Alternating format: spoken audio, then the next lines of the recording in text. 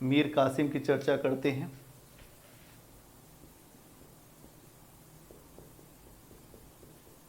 मीर कासिम 1760 से 1763, क्या खास बात है? एक तो पहली चीज ये है कि बर्धमान मिदनापुर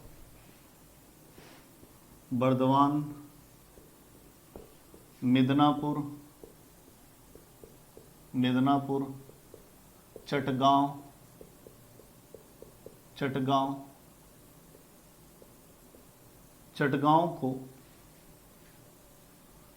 को स्थायी रूप से अंग्रेजों को दे दिया।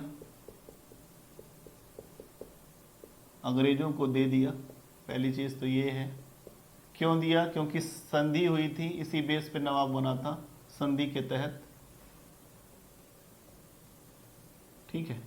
इसके बदले में अंग्रेजों ने कहा था कि हम आपके आंतरिक मामलों में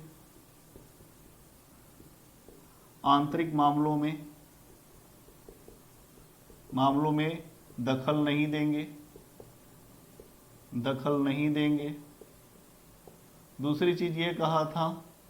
दूसरी बात ये कहा था कि हम आपको सैन्य सहायता देंगे, जरूरत पड़ेगी तो सैन्य सहायता देंगे। ये अंग्रेजों ने कहा था, सैन्य सहायता देंगे। ठीक। लेकिन इसका पालन नहीं किया जा रहा था। सैन्य सहायता और ये आंतरिक मामलों की बात है, ये दखलंदाजी अभी भी दे रहे थे, ये मान नहीं रहे थे। इसके बाद क्या किया इसने? मुंगेर में तोपों और तोड़दार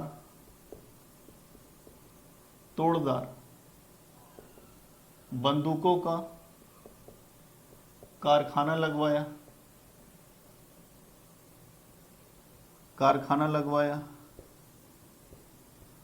इसके अलावा अपनी सेना को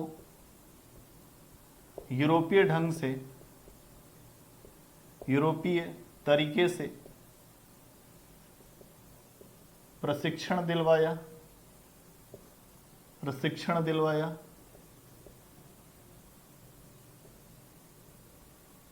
अपना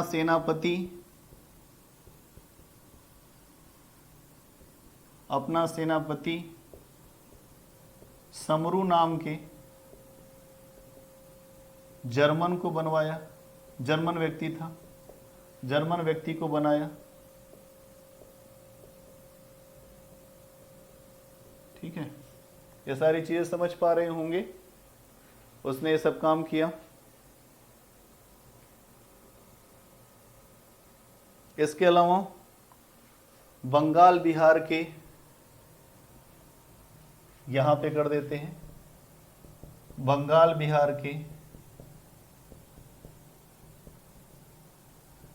बिहार के उपद्रवी जमींदारों को नियंत्रित किया। इसके अलावा राजस्व प्रणाली में सुधार किया।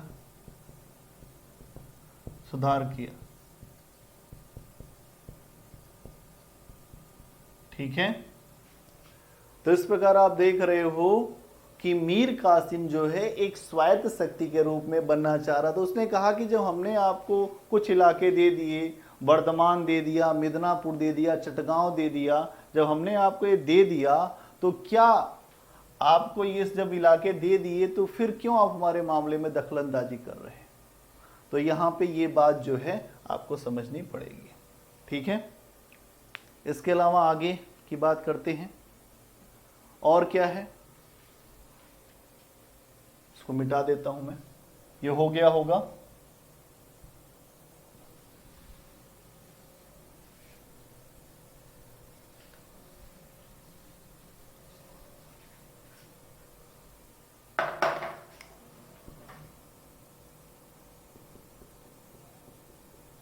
अंग्रेजों के हस्तक्षेप से बचने के लिए मुर्शिदाबाद से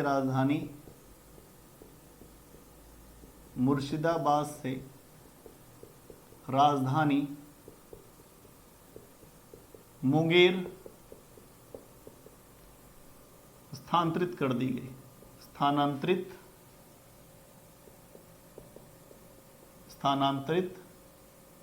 दी गई। ठीक है। दूसरी चीज यहां पे देखो, दस्तक का जो 1717 में फर्रुखशियर ने दिया था, ठीक है, दस्तक का अंग्रेज दुरुपयोग कर रहे थे।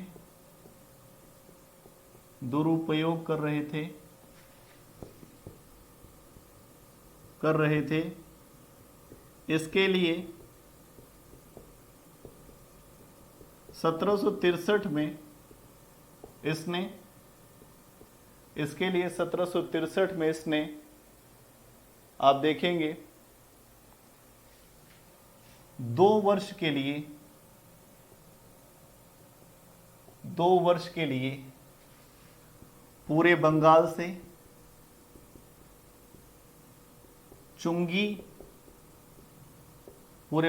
से चुंगी और व्यापारिक करों को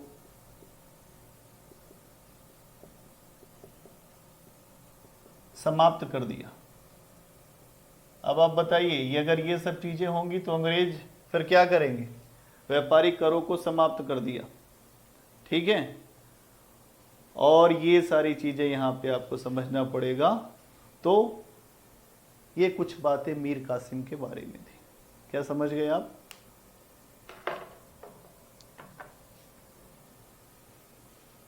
ठीक है। अब मीर कासिम फिर से आपको दिखाई देगा कि ये अलीवर्दी खां की तरह से आपको समझना पड़ेगा कि जैसे अलीवर्दी खां यूरोपियों को समझता था वैसे ही ये भी समझ रहा है। लेकिन समस्या ये है कि इस समय जो है ये बहुत कुछ नहीं कर सकता। अंग्रेज चूंकि शक्तिशाली होते जा रहे हैं, बहुत धन मिल चुका है, बहुत सेना है। और अब क्या होता है कि मीर कासिम को तो अंग्रेज जो हैं ये देख रहे हैं, अवसर देख रहे थे कि कैसे मीर कासिम को हटाया जाए। और उसके बाद इनके लिए एक युद्ध की स्थितियां अनुकूल हो गई अंग्रेजों के लिए कि अब मीर कासिम को हटाने का समय आ गया। ठीक है। अब क्या होता है कहानी में, आगे क्या ट्विस्ट आता है, इस चीज को समझने की जरूरत है कि मीर कासिम तो उन्होंने सोचा था कि ये इक्का निकलेगा हमारे लिए, लेकिन वो इक्का नहीं निकला, वो इनके लिए सबसे बड़ा शत्रु निकला। अब देखिए कि इसके बाद मीर कासिम को गद्दी से बेदखल कर दिया गया। मीर कासिम को बंगाल के नवाब के पद से हटाया गया और मीर जाफर को पुनः, जो पहला जो नवाब था, मीर जाफर को पुनः नवाब बना दिया गया। ठीक है। और ये कहा गया कि अब जाके एक युद्ध हम लड़ेंगे मीर कासिम से। तो अंग्रेजों ने कटवा, मुर्शिदाबाद, गिरिया, बहुत सारे स्थानों पर मीर कासिम को हराया और मीर जाफर को फिर से गद्दी पे बिठा दिया। ठीक है। और मीर कासिम जो है अपनी सरहद से बाद में भाग गया। उसको लगा कि अब मार देंगे हमें, और वो भाग के अवध के नवाब सुजाउद्दौला के पास पहुंचा। कहाँ गया? अवध के नवाब सुजाउद्दौला के पास, क्योंकि वो बंगाल में कई स्थानों पर हार गया। तो सुजाउद्दौला के पास पहुंचा और फिर वहीं एक रणनीति तैयार हुई कि अंग्रेजों को कैसे भारत से बाहर निकाला जाए या बंगाल से किस प्रकार उनको हटाया जाए। तो यहां समझना पड़ेगा कि बक्सर युद्ध से पहले ये आपको समझना पड़ेगा कि किस तरह से जो मुगल बादशाह था शाह आलम द्वितीय और सुजाउद्दौला और मीर कासिम, 3 व्यक्ति हैं। अब यहां पे बात हम लोग को करनी है बक्सर का युद्ध 1764। इसमें आप देखो, एक तो सुजाउद्दौला,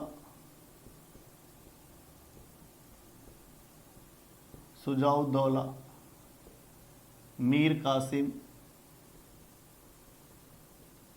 और शाह आलम द्वितीय, शाह आलम सेकंड, यही हैं तीन लोग, शाह आलम सेकंड। तो यहां आप देखोगे ये तो अवध, अवध, और ये कहां का है, ये मुगल बादशाह है, मुगल बादशाह, इसे आप जानते हैं, ये निर्वासित नवाब है बंगाल का। क्या होता है, क्योंकि मीर कासिम के स्थान पर हारा है और अब वो ये चाह रहा है कि हम सभी, जो अवध का नवाब है, इसके अलावा जो मुगल बादशाह है, वो सभी मिलें और हम सभी एक संघ तैयार करें और उस संघ को तैयार करने के बाद हम फिर अंग्रेजों से एक युद्ध लड़ें। ठीक है, तीनों सेनाएं आपस में मिलती हैं और ये सेनाएं पटना की ओर बढ़ती हैं और ऐसा अनुमान किया जाता है कि ये जो तीनों की सेनाएं जो थी वो काफ़ी ठीक ठाक सेना थी, 40 से 50 हज़ार के मध्य एक बड़ी सेना लेकर ये लोग गए और इस सेना को सामना करने के लिए अंग्रेजों की तरफ से हेक्टर मुनरो को भेजा गया कि भाई ये तीनों संयुक्त सेनाएं आ रही हैं और कोई बढ़िया सेनापति भेजिए। तो हेक्टर मुनरो को भेजा गया और यहाँ पर इनके पास जो सेना थी वो बहुत ज़्यादा तो नहीं थी, लगभग 7 से 8 हज़ार, तोपों की संख्या ठीक ठाक थी। तो एक युद्ध हुआ 22 अक्टूबर 1764 को, जिसको बक्सर का युद्ध कहते हैं। इस युद्ध में मीर कासिम ने बहुत बहादुरी से युद्ध किया, लेकिन फिर भी वो युद्ध में हार गया और वहाँ से भाग निकला। लगभग इस युद्ध में भारतीयों के तरफ से जो सेनाएं लड़ रही थी, अधिकतर सैनिक मारे गए, 20,000 से ज़्यादा सैनिक मारे गए और अंग्रेजों का अगर आप देखेंगे तो कैजुअल्टी रेट बहुत कम था, कई सौ, बस खाली कुछ 100 सैनिक मारे गए। उस हिसाब से भारतीय सेना बहुत ज़्यादा मारी गई। शाह आलम तथा सुजाउद्दौला दोनों को अंग्रेजों की शरण लेनी पड़ी। ये दोनों लोग जो हैं, शाह आलम, ये भी अंग्रेजी खेमे में जाना पड़ा, अंग्रेजों की शरण, और इनको भी अंग्रेजों की शरण लेनी पड़ी और ये भाग गया। ठीक है, ये इसमें आपको समझना पड़ेगा कि ये भाग गया और उसके बाद फिर क्या हुआ। एक बात समझ में आ गई कि चाहे जितनी बड़ी सेना हो, वो युद्ध का रुख नहीं बदल सकती। युद्ध का रुख बदलेगा तब जब सेना बहुत अच्छी तरह से ट्रेंड होगी, हथियार आधुनिक होंगे और एक सिंगल कमांड होगी। जब तक ये सारी चीजें नहीं होंगी तब तक सेना जो है कोई युद्ध नहीं जीत सकती, क्योंकि हेक्टर मुनरो के पास ज्यादा से ज्यादा 10,000 सैनिक थे और इधर 40,000 सैनिक थे। क्या ऐसा हो गया कि अगर हाथ से भी लड़ते तब भी मार डालते, लेकिन नहीं हुआ। तो ये बात समझना पड़ेगा कि आधुनिक समय का जो युद्ध है वो टेक्निक से लड़ा जाता है। तो भारतीयों की तकनीक काफ़ी पिछड़ी हुई थी, इसीलिए भारतीय जो है बक्सर के वार में हारते। देखो, प्लासी का तो महत्व आपने देखा था कि प्लासी का जो युद्ध था वो अंग्रेजों की सफलता उनके षड्यंत्र पर था, उनकी जो कुटिल नीतियों पर था। लेकिन बक्सर के युद्ध में ये बात नहीं कह सकते। बक्सर का युद्ध एक पूरी तरह से सैन्य युद्ध था, जिसमें दोनों सेनाएं लड़ी, एक विशुद्ध सैनिक युद्ध था।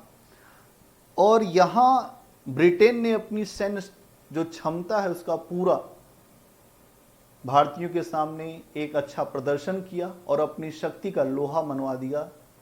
जो दोनों शक्तियां यहाँ पे, जो 3 शक्तियां लड़ रही थी, तीनों को पता चल गया कि अंग्रेज क्या चीज है, क्या बला है। ठीक है, तो भारत में अगर आप देखो तो वास्तविक रूप से ब्रिटिश शक्ति का जो उभार समझ में आएगा वो बक्सर की लड़ाई से आएगा। कि बक्सर की लड़ाई से ही वो चीज आपको समझनी पड़ेगी कि बक्सर के युद्ध ने एक प्रकार से कंपनी के शासन को बंगाल पे पूरी तरह से मोहर लगा दिया कि अब कंपनी का शासन बंगाल से हिल नहीं सकता। दूसरी चीज आप देखोगे कि धीरे धीरे मीर जाफर की मृत्यु हो गई 1765 में, और उसके बाद उसके पुत्र नजमुद्दौला को बंगाल का नवाब बनाया गया। ठीक है, और ये अंग्रेजों के संरक्षण में ये नवाब बना था। तो इस बात को ध्यान रखेंगे कि अंग्रेजों के संरक्षण में ये नवाब बना। ठीक, और क्लाइव को फिर से भारत भेजा गया 1765 में। जो क्लाइव इंग्लैंड चला गया था, आपको याद होगा 1760 में, अब उसे 5 साल बाद फिर भारत भेजा गया। और जब वो आया भारत में तो बंगाल का गवर्नर बन के आया, और उसके पहुंचने के बाद जो है आप देखोगे कि भारत में कुछ संधियां की गई, जो संधियां अपने आप में महत्वपूर्ण है। तो क्या इतनी बात समझ में आई आपको? क्या क्या हुआ, ये बात आपने समझ लिया होगा। थोड़ा कुछ और बातें इसमें मैं आपको बता देता हूं। बक्सर का जो युद्ध है, इसमें भारतीय जो पक्ष है, जिसमें 3 शक्तियां थीं, अभी मैंने बताया, इनके तरफ से 40,000 से ज्यादा सैनिक लड़े, किंतु अंग्रेजों की ओर से हेक्टर मुनरो 7 से 8,000 की केवल सेना थी उसकी। ठीक है, उसके बाद भी विजयी रहा, इसके परिणाम क्या हुए? परिणाम यह हुआ कि बंगाल स्थायी रूप से कंपनी के हाथ में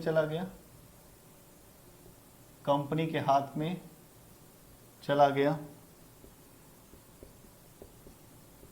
दूसरा, 3 बड़ी शक्तियां युद्ध में पराजित हुई, जिससे अंग्रेजों की प्रतिष्ठा जो है अत्यधिक बढ़ गई। इस युद्ध में आपको कोई छल कपट नहीं दिखाई देगा, पूरी तरह से सैन्य युद्ध यहां पे लड़ा गया। ये पूरी तरह से एक सैन्य युद्ध लड़ा गया, सैन्य युद्ध था, जिसमें अंग्रेजों ने अपनी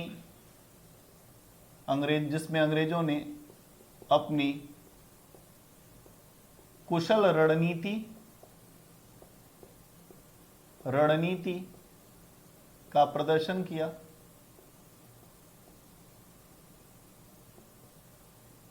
ठीक है, प्रदर्शन किया। एक चीज और देखोगे, इसमें भारतीयों की कमजोरी, भारतीय शासकों की कमजोरी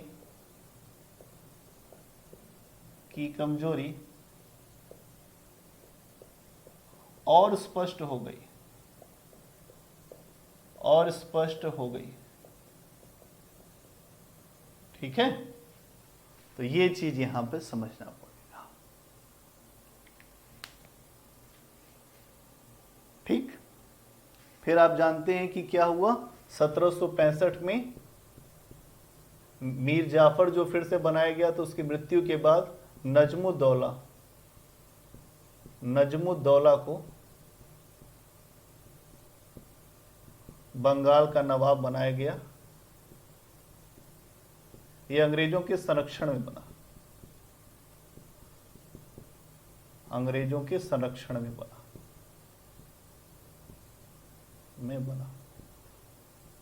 इसी बीच और क्या हुआ, 1765 में ही रॉबर्ट क्लाइव जो है, आप देखोगे ये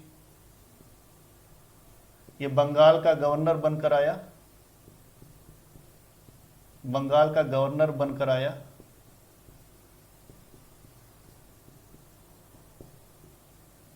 और इसके बाद कुछ संधियां की गई, जैसे आप कहते हो इलाहाबाद की संधि, इलाहाबाद की एक संधि, इलाहाबाद की दूसरी संधि, दो संधियां इलाहाबाद के नाम से हुई। अब यहां पर इस बात को समझना पड़ेगा कि क्लाइव के आने के बाद फिर क्या क्या हुआ। ठीक है, तो रॉबर्ट क्लाइव की बात अभी मैंने आपसे कहा कि रॉबर्ट क्लाइव के आने के बाद दो संधियां की गई, तो उसे भी समझ ले। ठीक है, तो क्या आज के लिए इतना ही रहने दें? कल की क्लास में हम लोग इलाहाबाद की संधि समझेंगे और इलाहाबाद की संधि में क्या क्या प्रावधान है, फिर हम देखेंगे कि इसको एंड करेंगे। फिर हम देखेंगे बंगाल में द्वैध शासन क्या था, किस तरह से द्वैध शासन की परंपरा चली, और फिर आपको द्वैध शासन से क्या भारत में नुकसान हुआ, क्या अंग्रेजों को लाभ मिला, इसकी चर्चा करेंगे।